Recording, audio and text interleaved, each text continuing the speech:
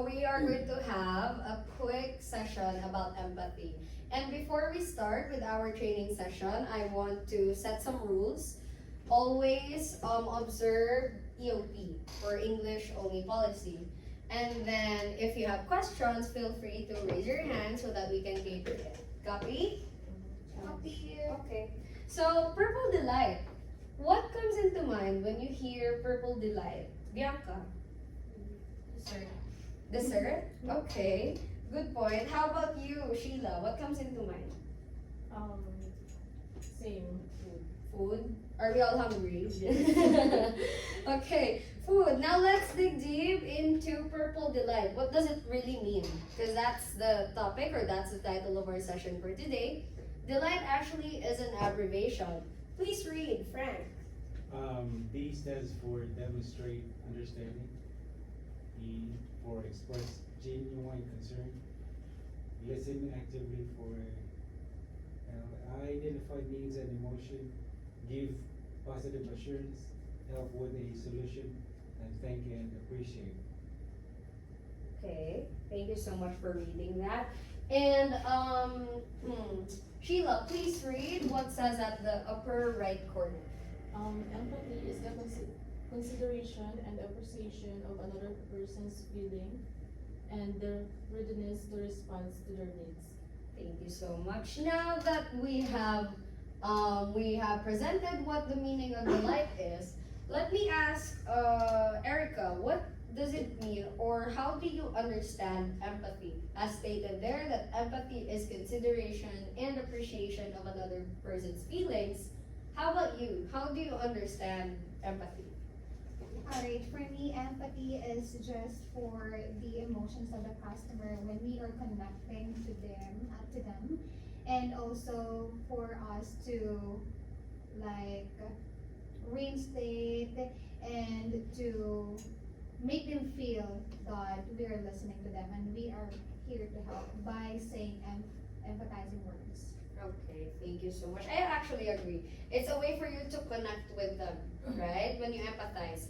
How about you, Frank? Do you have a different opinion? Do you agree to it? Or what can you say about Erica's response? Well, I couldn't agree more to what she said about empathy. Basically, like connecting to your customers' issue, feelings. Okay, thank you. And why do you think empathy or connecting with your customer is important? Let's connect the dots. We're talking to various or different people over the phone every day, right? So why is it really important that you need to connect with your customers or with the people that you're speaking with? Sheila. One thing I think is once you are connected to the customer, you can you can get their trust and they can help you or it will be easy for you to resolve their concern because they will tend to participate on whatever you will do on their account to resolve their concern. So basically you need first to get their emotion or try to connect with them and then for them to follow whatever you want for them to do. Okay, I see. So it's like you are gaining friends over the phone. I agree with that.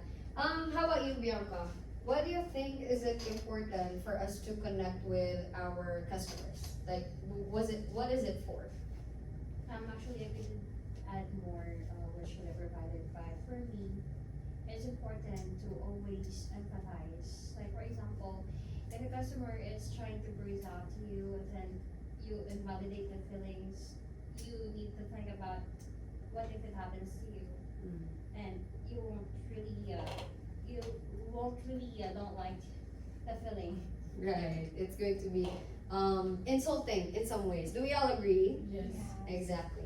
Now that we understand what empathy is, why is it important, let's move on with how to empathize, right? Let's start off with an activity. We have here a group discussion. I am going to be the customer first. It's like a little role play, okay? I'll be the customer. I will pick out an agent. You respond to me with an empathy statement. Are y'all good? Yes. Okay. And then after that, the first agent that I picked within this room is they're going to be the customer and they will pick the next agent to do the role play with them. Do you have questions before we start the activity? All good. Okay. So I'll pick Erica first. You are going to be the agent and I'm going to be the customer. Start off with your opening spiel. Ring ring. Hi, thank you so much for calling Metro by T-Mobile. This is Erica. How can I help you out for today? Yep, my name is Gwen, and I really need help because I can't pay for my bill. Oh, I'm so sorry to hear that one, but nothing to worry. You got me the line. I'll be more than happy to check options for us to make sure that your account will be activated. And actually, you know what? I've been with your situation before. I am a customer myself, and I am experiencing a lot of finances problems. So let's go to your account. Can you provide to me your last name? Okay, good. Thank you so much. That is an example of an empathy statement right there. Now you got to be the customer. Who's going to be your agent? Okay. Sheila. Okay, Sheila. Now do your opening spiel. Ring ring. Hi, thank you for calling Metro by T-Mobile. This is Sheila. How can I help you today? Oh, hi Sheila. I would like to activate my new phone. I just got an iPhone 16 Pro Max.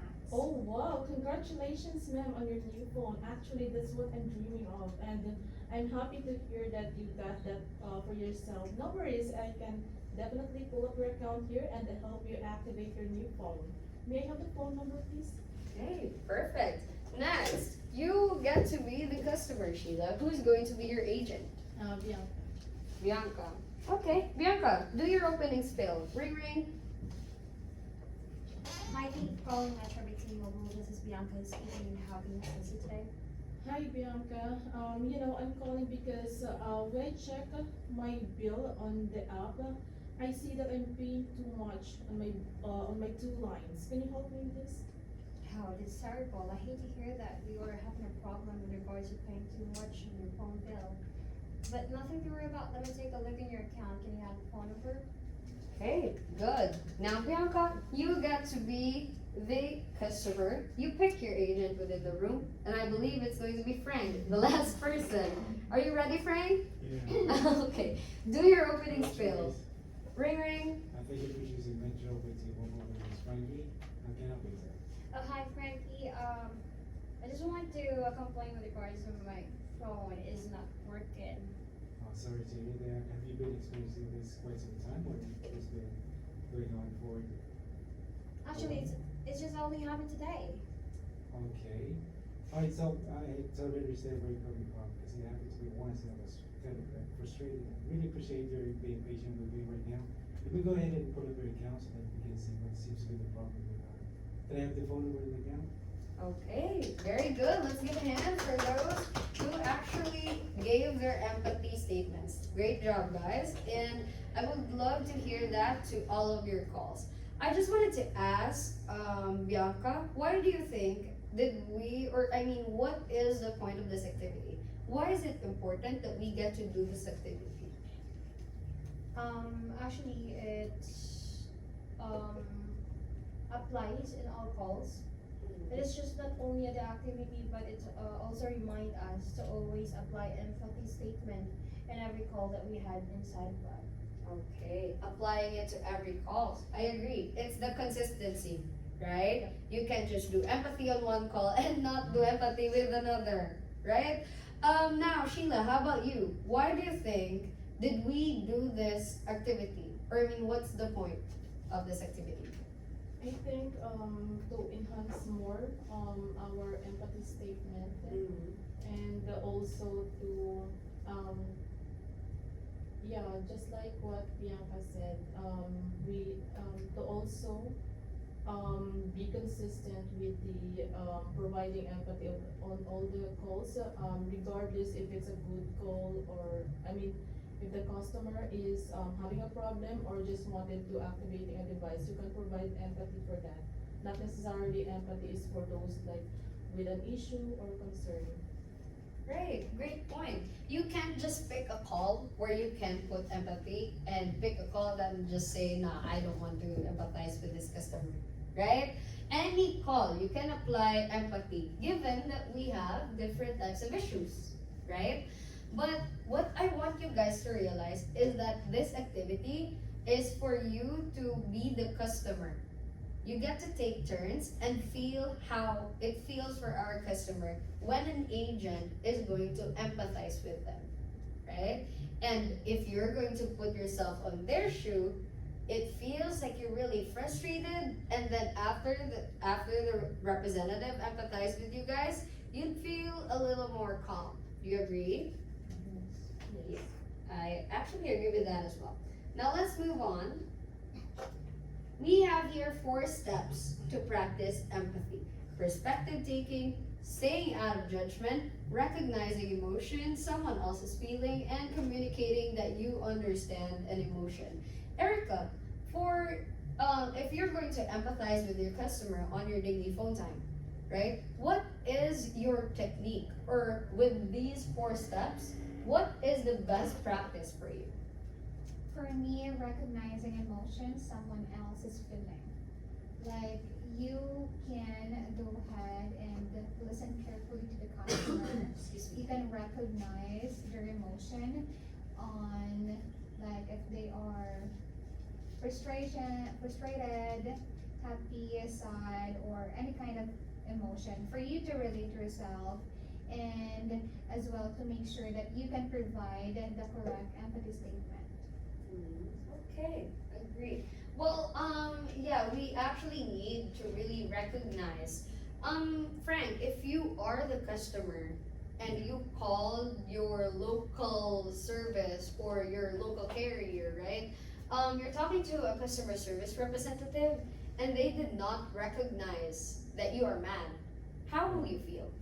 Yeah, I feel like I would feel like I'm just, you know, like, not valued, just a number. I'm just there just because they need my payment. And then I would recognize it. Yeah, makes sense. It's like they're just making money out of you. Yeah. Right, agree. How about you, Sheila? How would you feel if you called your, let's say, a company that you really love, for example, bags, if you love shopping bags, and you called and then you're trying to report a problem and then they did not empathize, they just gave the solution right away. How would you feel? Well, for me, I think I will feel less valued. Like after purchasing a specific product on their store, like after they taken away the money, they will like yeah they provide me a resolution, or let's say they replace my bag. But if I don't see empathy, or if they did not feel what I feel for being disappointed, I wouldn't, or I would feel that less value, that I won't purchase moving forward in that store. Right. So it's like you learned your lesson. Moving forward, I won't deal with any of you guys. Do you agree? Yes. Exactly. Now, Erica, let me know what you've learned within this session. What is it for you, or I mean, what have you learned that you haven't realized before that you will apply to your calls moving forward right after the session? Alright, for me, what I've learned about the session that we have right now is to make sure to empathize on each of every calls that we have, and also make sure to recognize their emotions, making sure that we are listening or actively listening to our customers. Thank you so much. Pick the next person to answer my question, Erica. Frankie, okay. What were your struggles right before this session?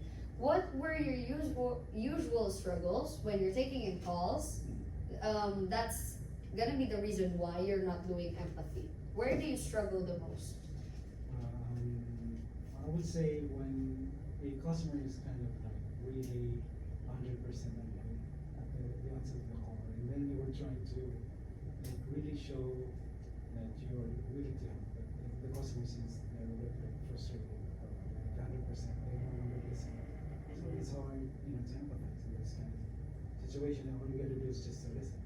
Right. And I believe that's what they need.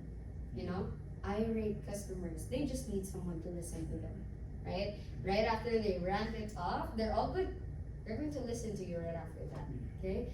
For irate customers, how do you, or with that type of challenge, how do you overcome those type of calls after we do the session? Since we learn the importance of empathy, you can't just let your customer, you know, be irate, right? So what have you learned in this session that you will apply to your calls if you were to receive 100% irate customer? Yeah, just first, just listen to them. Imagine yourself in their situation. You're so mad. You just want to vent out your frustration. So you don't want nobody like kind of like interrupting you when you're trying to say those things. The reason why you're calling. Then after that, probably they're going to be listening to you as you again. It's like your way to open your door for them to, you know, for you to resolve the issue.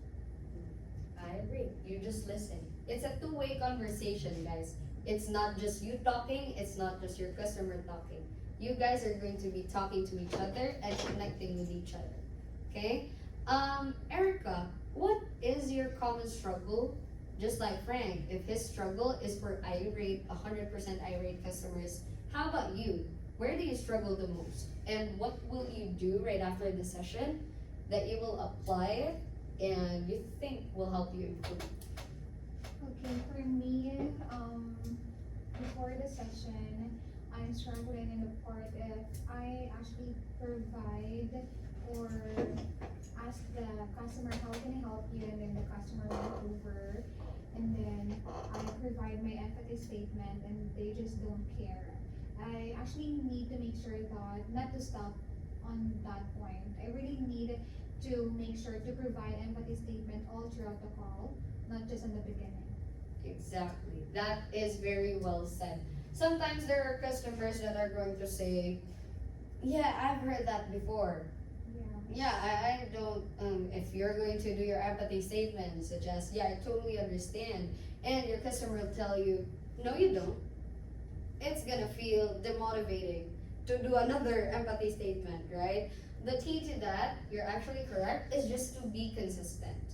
If you're going to play along with your customer and then stop empathy from there, you just proved your customer right that you really don't care. Okay, let's be consistent. Now we are actually having this session for you guys to understand why is it really important for us to do empathy on your calls, not just for the sake of numbers, but for your customers' experience. Now let me ask Bianca, how about you? What are you going to do moving forward right after this session? What have you learned?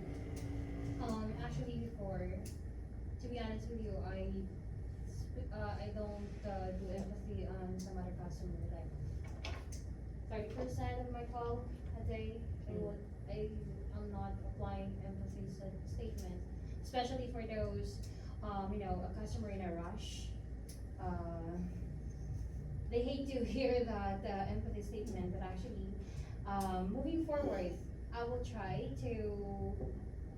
make sure that in every call I receive, I will put empathy statement if necessary, and also, you need to put a perfect timing for it.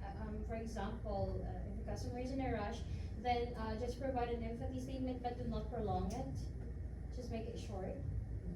Right. Also has something to do with profiling our customers. We will know if our customer is in a hurry, if they're not, when to put empathy statements. Now for the last person in the room, how about you, Sheila? Where do you struggle the most with empathy? And after the session, what have you learned that you will apply and do moving forward? I think being judgmental. Okay, why is that? Because when I read it, and then I relate myself.